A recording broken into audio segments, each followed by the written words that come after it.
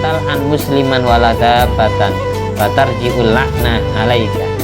Jangan kau kutuk orang Islam, jangan kau kutuk binatang, karena kutukan itu akan kembali kepada dirimu sendiri. Kalau kita gampang ngelaknat orang, mandar apes kan, itu namanya ngelaknat. Mandar nak selamat kan. Suatu saat kita akan dibikin tak selamat juga sama Allah. Jangan kau kutuk orang Islam, jangan kau kutuk hewan, maka kutukan itu suatu saat nanti akan balik ke dirimu sendiri. Jadi jangan gampang doakan jelek, doakan baik. Karena apa? Semisal kita didolimi oleh orang lain, lalu orang yang telah mendolimi kita, kita doakan jelek. Sesudah itu, misal contohnya mandar tabrakan, orang itu habis mukuli kita, terus orang itu kita doakan mandar kecelakaan, akhirnya kecelakaan beneran, skornya di dunia 1-1. Kita ditempeling, orang itu ditempeling Allah, tabrakan itu skornya 1-1. Tapi besok di akhirat orang yang kecelakaan tadi bisa nuntut doa jelek kita.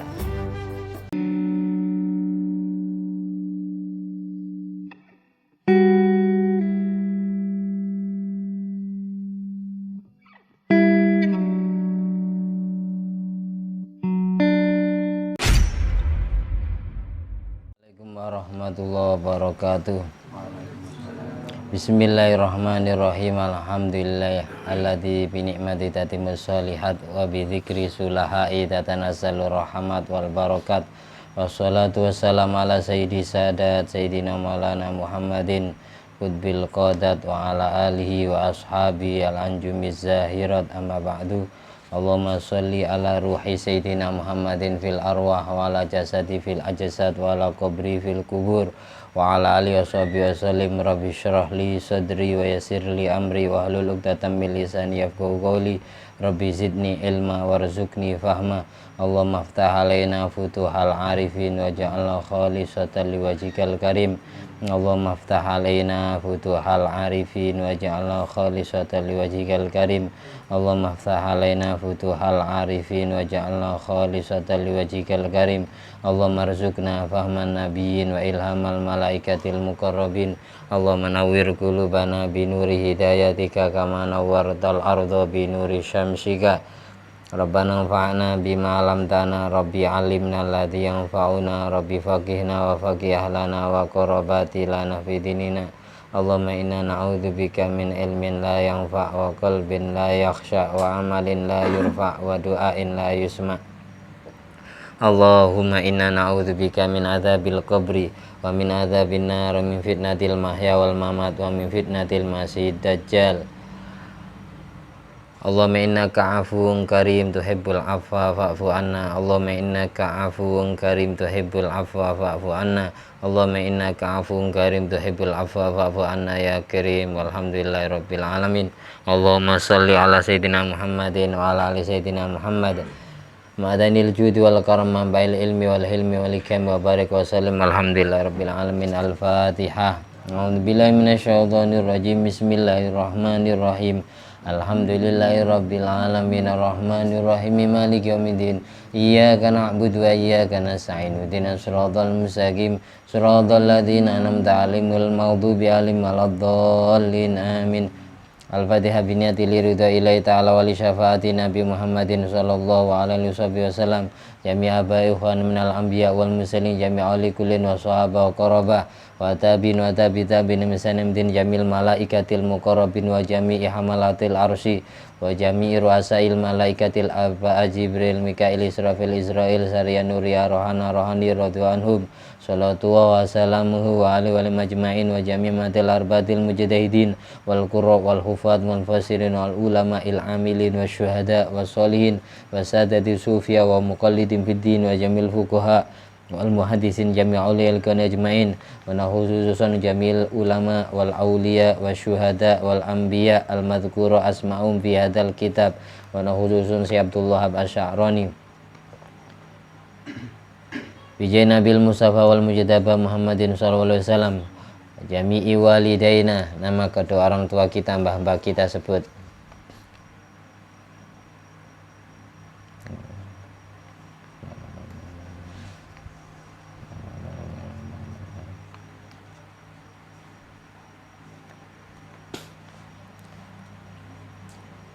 Ya bayna wa matina masyayina azwajina dzurriyyatina wa auladina wa talamidina wa ra'iyatina sidqaina wa qarabatina wa ikhwan fiddin wa ahlina wa damina min ummati Muhammadin sallallahu alaihi wasallam wa jamil muslimin wal muslimat wal mu'minin wal mu'minat aina ma kanu min masyariqil ardi ila magharibiha al-ahya'i minhum wal amwat maghfir lahum warhamhum wa'fu anhum syai'ul lana wa lahumul fatihah.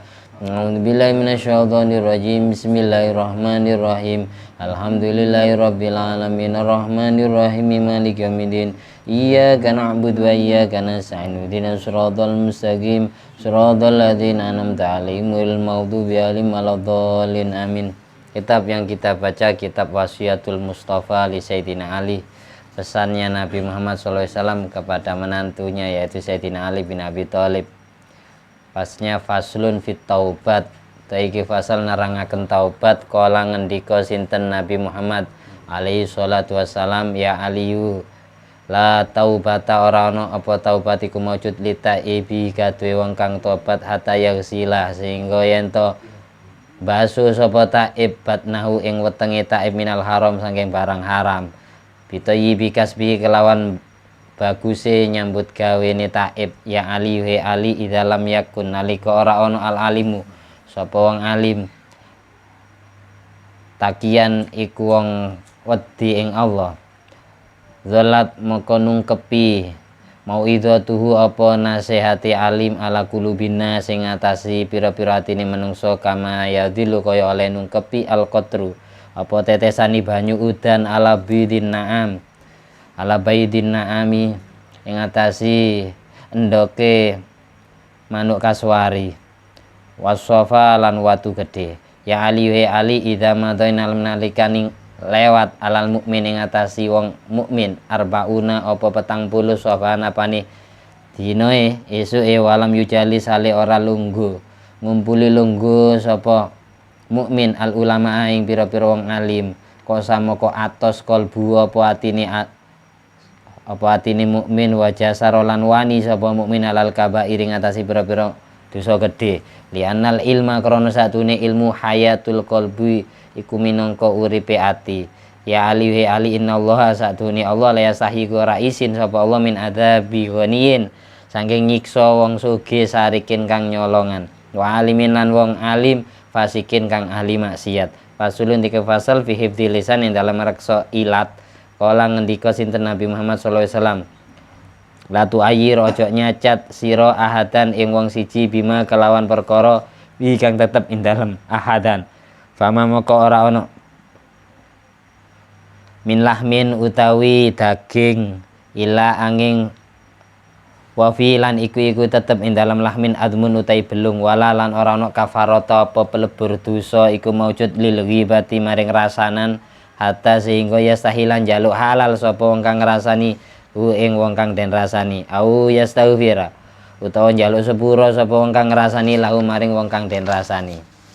Ya Ali wa Ali mahola koron dadekaken Allah sapa Allah fil insan ing dalem menungso afdhala ingkang luwih utama minal lisani saking ilat yudhilu bisa nglebokaken apa lisan aljannata ing surga wa yudhilu lan bisa nglebokaken apa lisan annara ing neraka. Fasjun moko menjaraken sira hu ing lisan fa inna kron satune lisan kalbun iku minangka asu akurun kang akeh nyokote. Ya Ali he Ali latalan aja ngelaknat aja ngutuk sapa sira musliman ing Islam walalan aja dabatan ing hewan.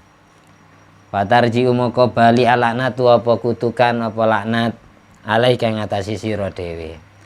Pasal yang kita baca barusan kesimpulannya menerangkan tentang pentingnya orang itu bertobat kepada Allah.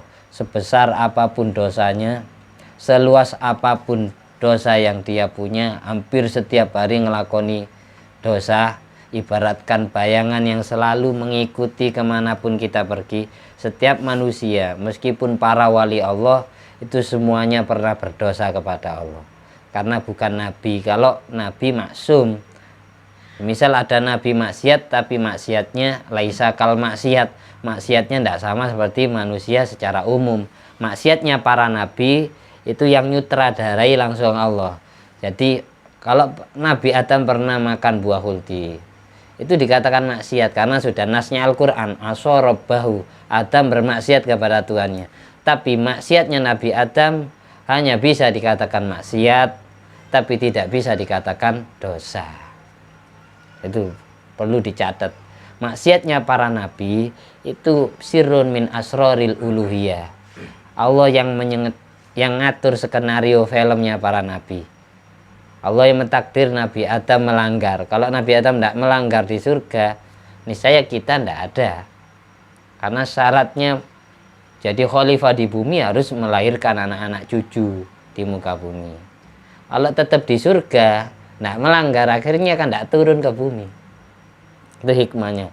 Kalau kesalahan para nabi itu yang ngatur Allah, yang nyetir Allah. Jadi bukan karena kehendaknya sendiri, jadi memang sudah diatur bersalah sama Allah. Bisa kita katakan maksiat kalau para nabi, tapi tidak bisa kita katakan dosa. Tidak setiap maksiat berdosa, kayak gitu. Kalau kita yang bukan nabi ini, ya setiap hari harus berusaha istighfar semampu kita. Makanya nabi itu sampai ngendika, inni la astaghfiru rabbi wa atubu ilaih fil yaum wal lailah sab'ina marrah. Aku minta ampunan kepada Tuhanku dan aku bertobat kepada Tuhanku sehari semalamnya 70 kali. Itu kelas nabi, kelas manusia yang dimaksum oleh Allah, dijaga dari dosa. Itu masih setiap hari istighfar 70 kali. Setiap hari tobat kepada Allah 70 kali. Sehari semalamnya. Padahal sudah dapat jaminan sebagaimana di Al-Quran, inna fatahna laka fatham mubina liyaghfira lakallahu ma taqaddama min dzambika wa ma ta'akhkhar. Nabi sudah dijamin dosa yang akan datang yang sudah lalu sudah diampuni. Nanti tidak pernah dicatat. Tidak pernah dicatat dosa. Tapi Nabi masih setiap hari istighfar, setiap hari ibadah. Kalau seandainya Nabi tidak ibadah pun tetap masuk surga. Tapi Nabi itu tidak seperti kita. Kita kok semisal dapat jaminan yang ngenteng lama. Pernah Nabi itu ditegur sama Siti Aisyah istrinya radhiyallahu anha. Sampai kakinya bengkak melakukan sholat itu kakinya abu, katanya orang Jawa abu, bengkak.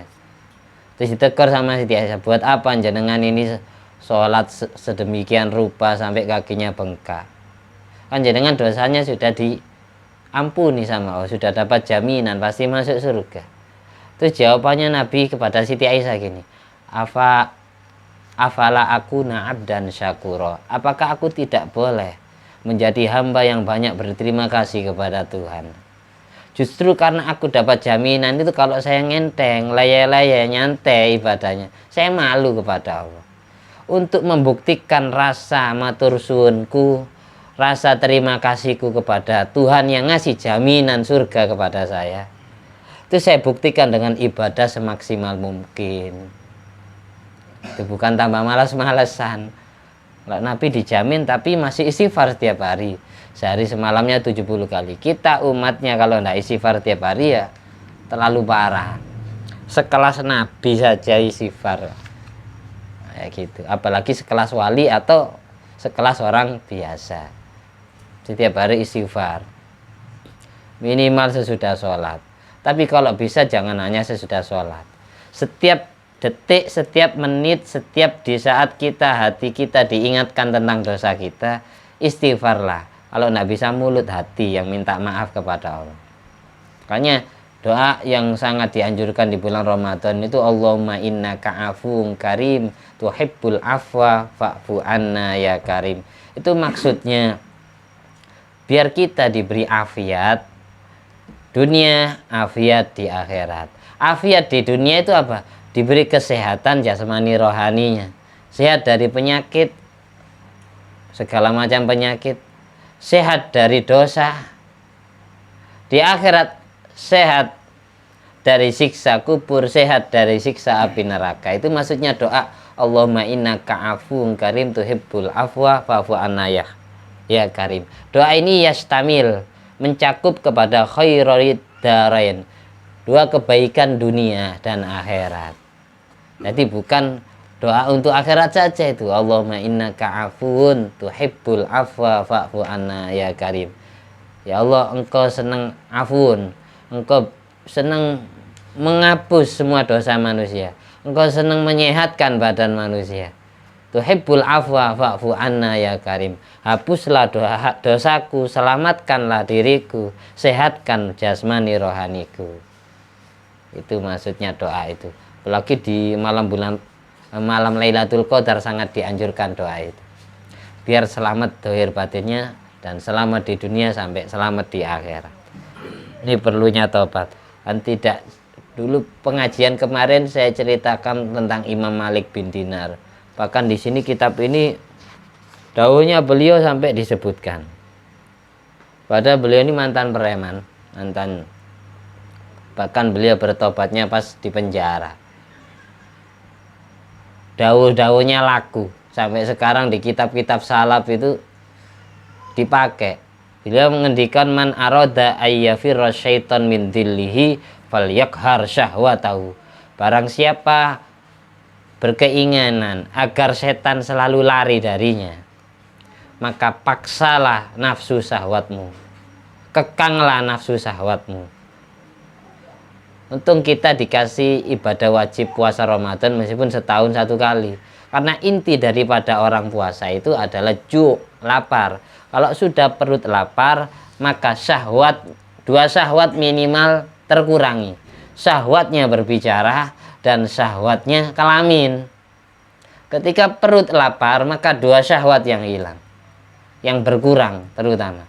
Syahwatnya berbicara, orang kalau sudah malas ngomong, pasti malas ngerasani orang, malas mencaci maki orang. Syahwatnya berbicara mulai berkurang, malas karena perutnya lapar. Sengko diomong-omongi kanjen jawab pertanyaannya, uangnya malas kadang orang itu kalau lapar. Yang kedua syahwatnya kelamin.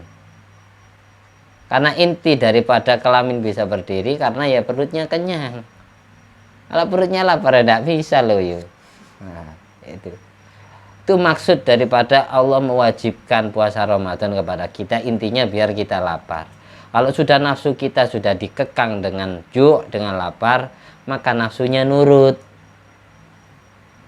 Kalau perut itu kenyang, nafsu itu serakah, angkuh, susah dinasehati. Makanya tarbiyahnya arifin, kanat tarbiyatul arifin nufusahum bilju. Rata-rata orang-orang yang kenal dengan Allah melatih hawa nafsunya dengan lapar, bukan dengan puasa, lapar. Inti dari puasa itu adalah lapar. Orang lapar itu tidak harus puasa. Nah ya. Tapi sengaja diwajibkan oleh Allah setiap tahun satu kali biar merasakan lapar. Biar terkurangi dua nafsu syahwat, nafsu berbicara sama nafsu kelamin. Inna nafsa lamma idza ja'at. Inna nafsa idza syabu'at. Nafsu itu ketika perut kenyang, takabbarat wa taghat wa baghat. Ketika perut itu kenyang, maka orang itu pasti sombong. Nafsu hati itu pasti sombong. Ahli maksiat, bejat, susah dinasehati kalau perut itu kenyang. Wa idza ja'at, ketika perut itu lapar, tawadhu'at wangqadat wa ta'at, maka hati itu akan tawadhu, gampang nurut perintahnya Allah, nurut nasihat orang lain yang baik. Itu kalau perut itu lapar. Makanya dulu ketika orang kafir Quraisy Mekah diajak masuk Islam 90% tidak ada yang mau, Nabi itu berdoa kepada Allah agar bangsa kafir Quraisy Mekah ini diberi krisis moneter, kekeringan selama 7 tahun. Allahumma, dalam doanya Rasulullah SAW, Allahumma a'inni alaihim bisab'in kasab'i Yusuf.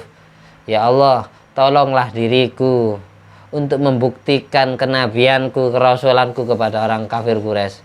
Berilah mereka krisis moneter selama 7 tahun.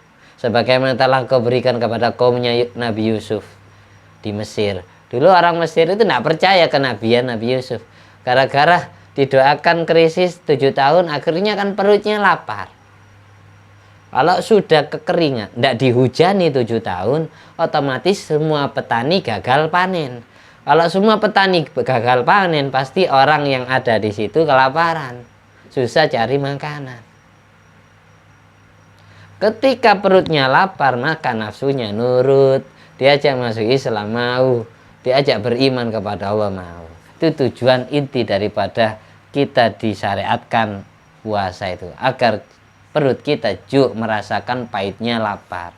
Kalau orang sudah pernah merasakan pahitnya lapar, maka ketemu pengemis, ketemu orang yang lapar, dia akan iba hatinya, akan sayang, akan punya rasa empati tinggi, prihatin tinggi. Pasti. Coba kita lihat itu. Orang kaya kalau kaya turunan biasanya pelit. Tapi kalau dia jadi orang kaya dari nol, kayak di pom bensin dari nol bang, kayanya dari nol, usaha sendiri, terus diberi sukses orang. Ketemu pengemis, ketemu orang yang menderita, sangat butuh, pasti kasihan. Karena apa? Si kaya pernah merasakan pahitnya jadi orang fakir miskin, pernah merasakan pahitnya orang kelaparan. Tapi kalau tidak pernah merasakan sama sekali, dia tidak akan punya rasa empati. Itu hikmahnya. Kita lanjut. Kemudian sampai dijelaskan gini sama Kanjeng Nabi, kalau seandainya ulama itu tidak ada yang takwa kepada Allah, maka nasihatnya malah membuat gelap hatinya orang yang dinasehati. Sama seperti menetesnya air hujan kepada telurnya burung kasuari atau kepada batu besar. Batu besar dihujani terus, ini masih lama prosesnya. Ada seorang ulama, ada orang alim ceramah terus ngajar terus, tapi si alim tidak ahli tirakat, tidak tobat kepada Allah, ahli maksiat, maka nasihatnya tidak akan masuk ke dalam hatinya orang yang dinasihati. Makanya susahnya bagi penerang ilmu seperti itu. Harus riyadhah sendiri, harus ahli baca Al-Quran, harus rajin sholat, membersihkan dirinya sendiri dulu sebelum membersihkan kotoran orang lain. Karena orang alim itu ibaratkan dokter. Dokter itu kalau dokternya sendiri penyakitan, maka pasiennya nak mantep. Nah, ya. Dikasih resep sama dokter, ini sampean kencing manis ya, iya, resepnya ini, beli obat ini, terus sampean jangan makan makanan ini, jangan mengkonsumsi hal-hal yang seperti ini. Dokternya sendiri ya punya penyakit kencing manis, kan pasiennya nak mantep. Jadi orang yang mendengar ilmu atau orang yang diajari ilmu itu ibaratkan pasiennya.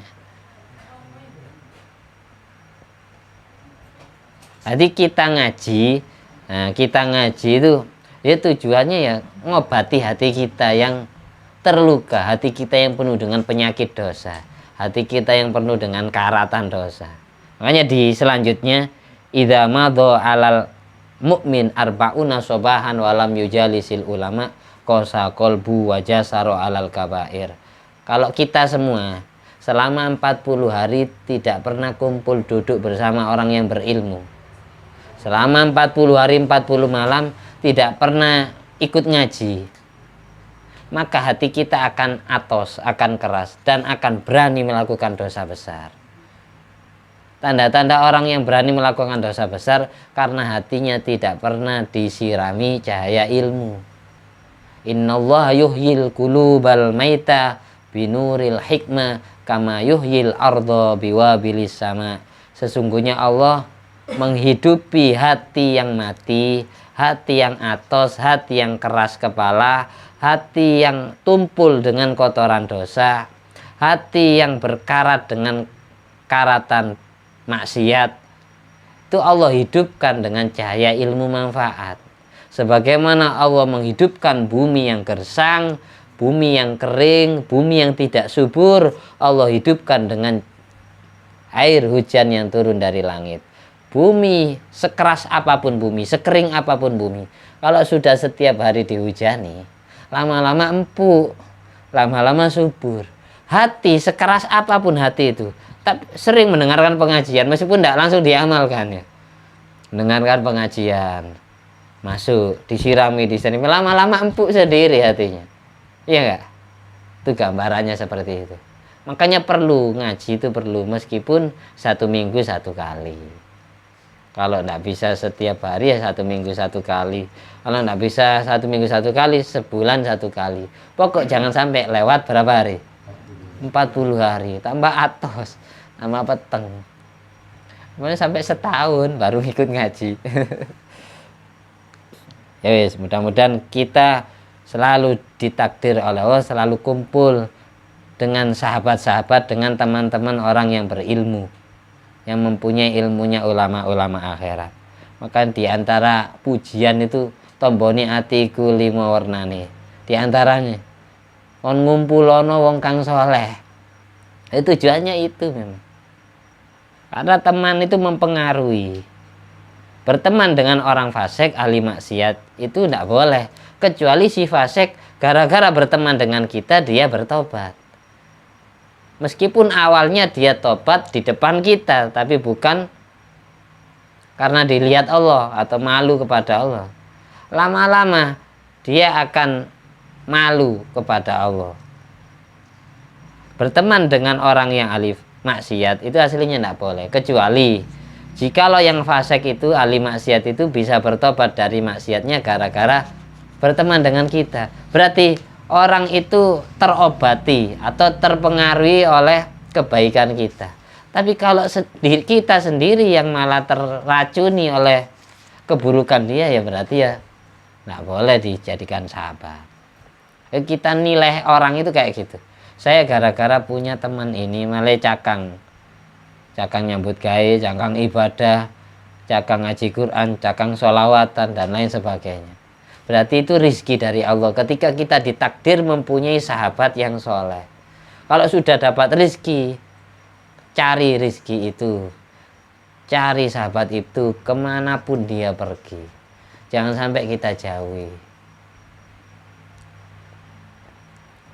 Kayak gitu. Jangan sampai dijauhi orang-orang yang soleh itu. Saya sendiri seperti itu ya.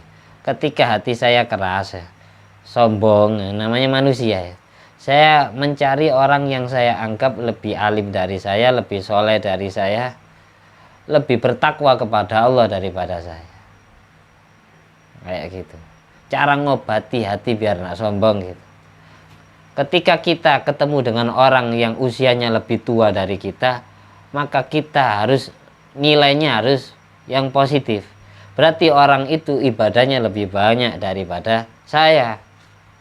Ketika kita bertemu dengan orang yang umurnya lebih muda dari kita, maka kita nilai positif.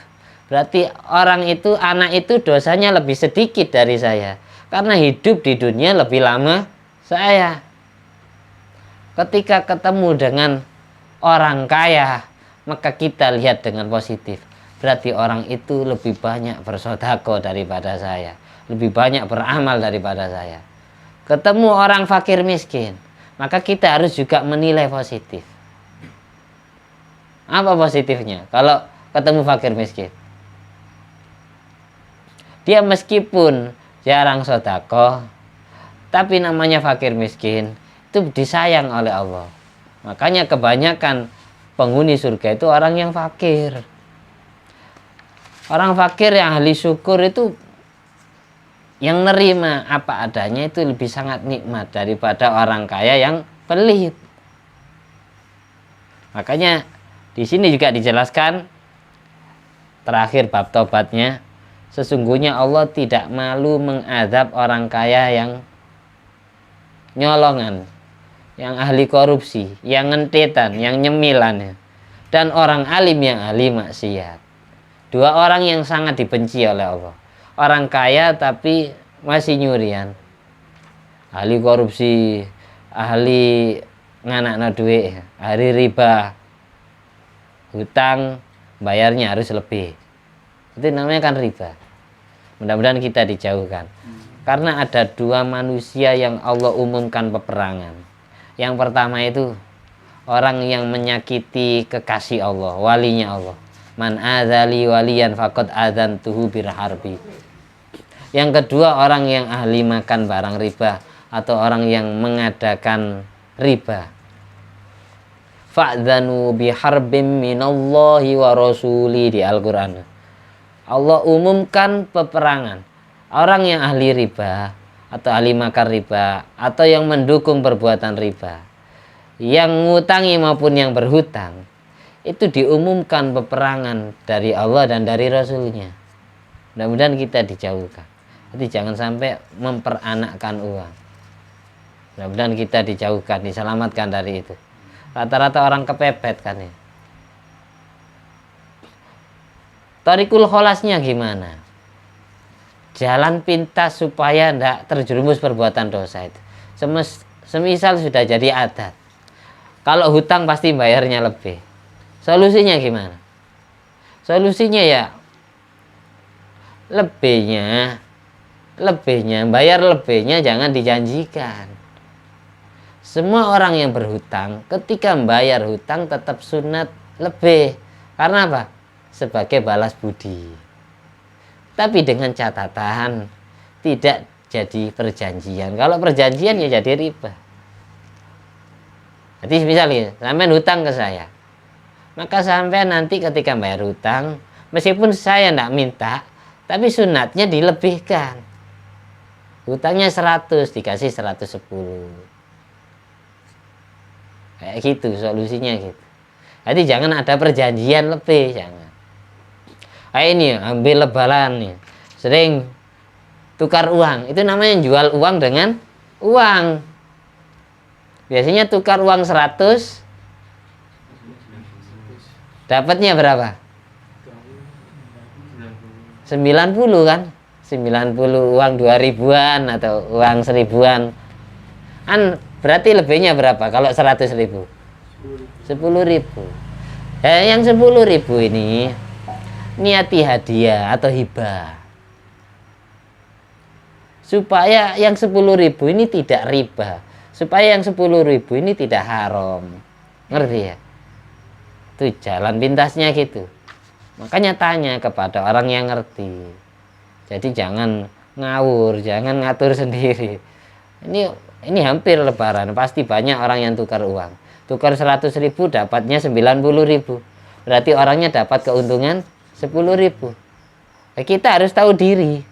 Nanti langsung kamu, itu yang 10.000 saya niati hadiah, saya berikan ke sampean. Nanti bahasanya bukan sodako. Kalau di kitab itu hadiah atau hibah. Hibah ini pemberian. Hadiah atau hibah. Hadiah karena dia berjasa kepada kita, ngasih fasilitas, meringankan beban kita, ngasih uang receh kepada kita. Akhirnya dihadiahi 10.000. Paham ya?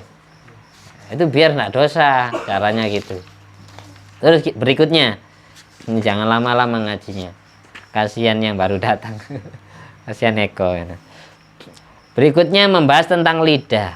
Latu air, katanya Nabi pesan kepada Sayyidina Ali, latu air ahadan bimafi. Jangan kau cerca, jangan kau caci maki, jangan kau hina orang lain dengan kepribadian yang dia punya, kejelekan yang ada di dalam dirinya.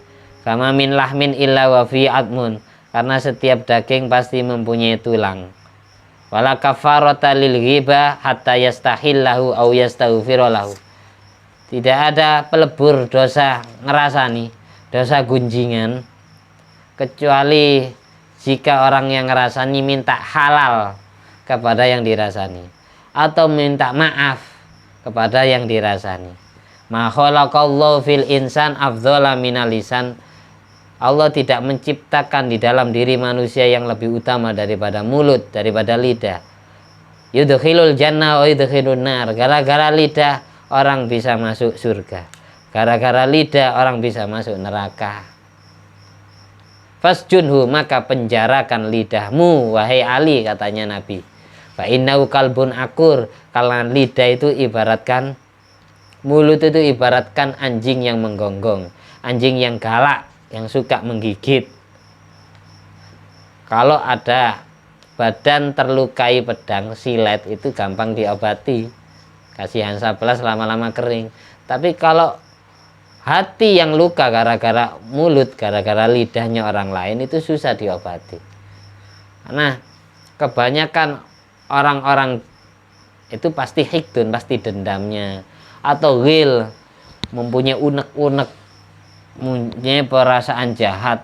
Nah, di antara doa yang sangat dianjurkan, bahkan disebutkan di Al-Quran itu, Rabbana ighfir lana wa li ikhwanina alladzina sabaquna bil iman wa la taj'al fi qulubina ghillan lil ladzina amanu Rabbana innaka ra'ufur rahim. Ya Allah, ampunilah dosa kami dan dosa-dosanya saudara-saudara yang lebih dahulu hidup daripada kami, yang lebih dahulu beriman kepadamu daripada saya. Dan jangan kau simpan di dalam hatiku mempunyai sifat will, sifat dendam, sifat iri hati, sifat jahat, sifat suudzon kepada sesama orang berimannya. Sampai diajarkan doa gitu di Al-Quran. Gara-gara mulut, lidah juga orang ya bisa masuk surga. Kalau lidahnya dipakai zikir, dipakai baca Al-Quran, dipakai nerangkan ilmu atau nasihati orang. Latal an musliman waladabatan fatarji'ul la'nah alaika. Jangan kau kutuk orang Islam, jangan kau kutuk binatang, karena kutukan itu akan kembali kepada dirimu sendiri. Kalau kita gampang ngelaknat orang, mandar apes kan, itu namanya ngelaknat. Mandar nak selamat kan. Suatu saat kita akan dibikin tak selamat juga sama Allah. Jangan kau kutuk orang Islam, jangan kau kutuk hewan, maka kutukan itu suatu saat nanti akan balik ke dirimu sendiri. Itu jangan gampang doakan jelek lah, intinya gitu. Doakan baik. Karena apa? Semisal kita didolimi oleh orang lain, lalu orang yang telah mendolimi kita, kita doakan jelek. Sesudah itu misal contohnya mandar tabrakan, orang itu habis mukuli kita, terus orang itu kita doakan mandar kecelakaan, akhirnya kecelakaan beneran, skornya di dunia 1-1. Kita ditempeling, orang itu ditempeling Allah, tabrakan itu, nah, skornya 1-1. Tapi besok di akhirat orang yang kecelakaan tadi bisa nuntut doa jelek kita. Ya Allah, skor saya di dunia sudah 1-1, tapi ini tidak seimbang. Ini skornya di akhirat 2-1. Saya pingin 2-2. Saya yang minta tuntut, minta balasan atas doa jelek dia kepada saya sesama orang Islamnya. Kayak gitu. Akhirnya ya, kalau memang ibadahnya orang ini, orang yang ngerasani atau orang yang mendolimi ini dikurangi sama Allah, dikasihkan kepada yang sesuai takaran dosanya, dikasihkan kepada orang yang disakiti, orang yang didolimi atau orang yang dirasani. Ibadahnya dikurangi sama Allah. Ini ada solusi terbaik dari Imam Abu Hasan Asyadili di dalam kitab ini halaman 14. Mimma yukiful murida anit taraki wuku'u fi ghibati ahadin minal muslimin. Termasuk sesuatu yang menjadi faktor penyebab tertundanya seseorang murid tidak pernah sampai naik derajat wusul, naik derajat menjadi waliullah, kekasih Allah. Faktor penyebabnya rata-rata gara-gara sering ngerasani orang Islam, apalagi yang dirasani ulama, apalagi yang dirasani Habib ya. Caranya, famani betul ya biwuku'i fidalik. Barang siapa yang diberi bala oleh Allah, mulutnya sering ngerasani orang Islam. Solusi biar di akhirat tidak dituntut oleh orang yang dirasani. Biar di akhirat pahala kita tidak dikurangi sama Allah, tidak diberikan kepada yang dirasani atau yang didolimi, yang disakiti. Ini solusinya. Falyaqra al-Fatihah. Ini diperhatikan betul. Falyaqra al-Fatihah wa suratal Ikhlas wal Muawwidzatain wa yaj'alu thawabahunna fi sahaifi dzalika syakhs. Katanya Syekh Abu Hasan Asyadili, kalau kamu sering ngerasani orang lain atau kamu pernah menyakiti orang lain, kalau memang tidak sempat minta halalnya atau minta maaf, maka bacakan surat Al-Fatihah. surat Qul Huwallahu Ahad, Al-Ikhlas, surat Al-Falaq sama An-Nas. 4 surat ini pahalanya kirimkan kepada orang yang kita zalimi. Pahalanya kirimkan kepada orang yang kita rasani. Fa inni ra'aitu Rasulullah sallallahu alaihi wasallam fil manam fa akhbaroni bidzalik. Katanya Imam Abil Mawahib Abu Hasan Al-Yasadili, karena aku bermimpi melihat Rasulullah SAW, beliau langsung ngajari ilmu ini kepadaku.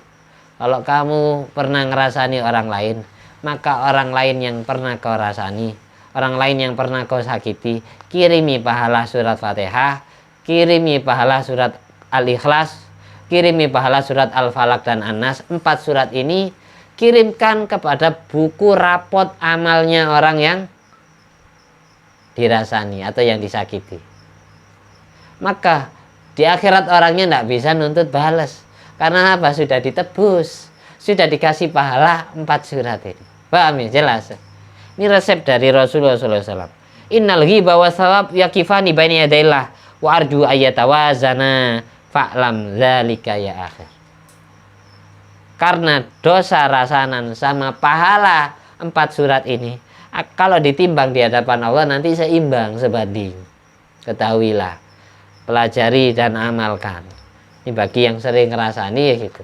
Saya sendiri kalau mulut ini terlanjur ya, terlanjur ngomongi orang ya seperti itu. Kadang kan enggak keperusut, tambah setan tambah disetir kadang. Ya, segera istighfar. Atau kalau puasaan ya puasaan, sampai lebaran minta maaf ke orang. Ada rasanan yang diperbolehkan itu ada. Contohnya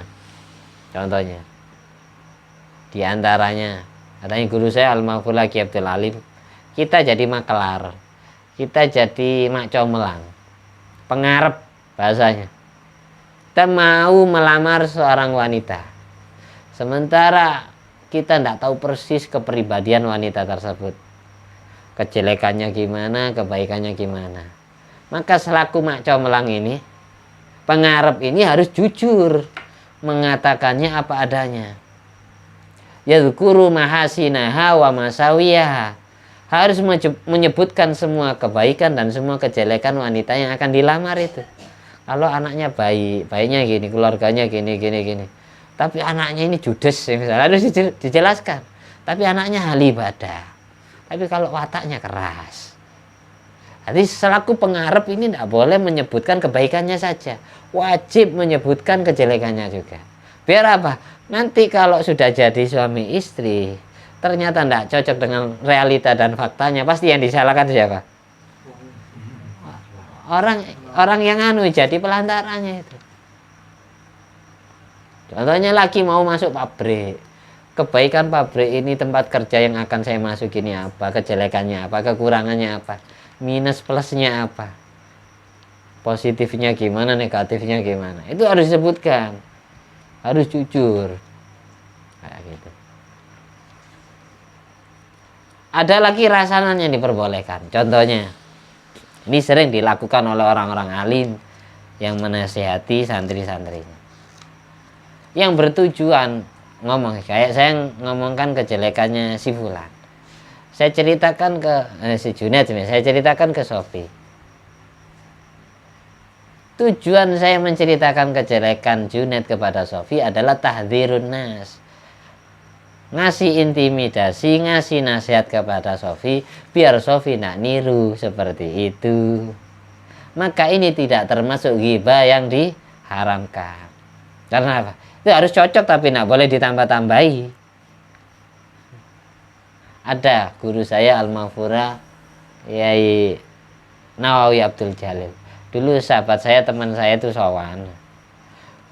Tiba-tiba Yai Nawawi itu menyebutkan kejelekan orang lain, dan orang lain yang diceritakan itu dikenal oleh sahabat saya yang sedang sowan. Terus teman saya dalam hati kerentek gini dalam hatinya, ya ini terkenal wali, tapi kok ngerasani wong, kok ngerasani orang lain, kok nyebutkan kejelekan orang lain. Hatinya teman saya ngomong kayak gitu. Lalu Yai Nawawi jawab pakai mulut, aku itu duduk ngerasani, aku nasihati awakmu malah ndak niru koyo ngono. Langsung gitu. Padahal teman saya itu ngomong dalam hati. Terus Yai Nawawi langsung spontan mengucapkan secara mulut, saya ini tidak ngerasani, saya nasihati kamu biar kamu tidak niru seperti itu. Itu ada ghibah, makanya perlu orang ngaji itu perlu biar tidak kesasar. Tapi kalau kita takut dosa, ya itu tadi solusinya gimana, masih ingat? Ngirimkan pahala surat apaan? Yang pertama Fatihah. Urut dulu. Urut setelah Al-Fatihah Al-Ikhlas, terus Al-Falaq, An-Nas. Ya wis, mudah-mudahan bermanfaat. Masih sedikit nih. Al-Fatihah. Ya. Mari baca bersama-sama. Alhamdulillah alladzi atamani hadzal ilma wa razaqani min ghairi haulin minni wala quwwatin. Allahumma sholli ala sayyidina Muhammad wa ala ali sayyidina Muhammad. Bi fadli subhana rabbika rabbil izzati amma yasifun wa salamun alal mursalin walhamdulillahi rabbil alamin. Wassalamualaikum warahmatullahi wabarakatuh.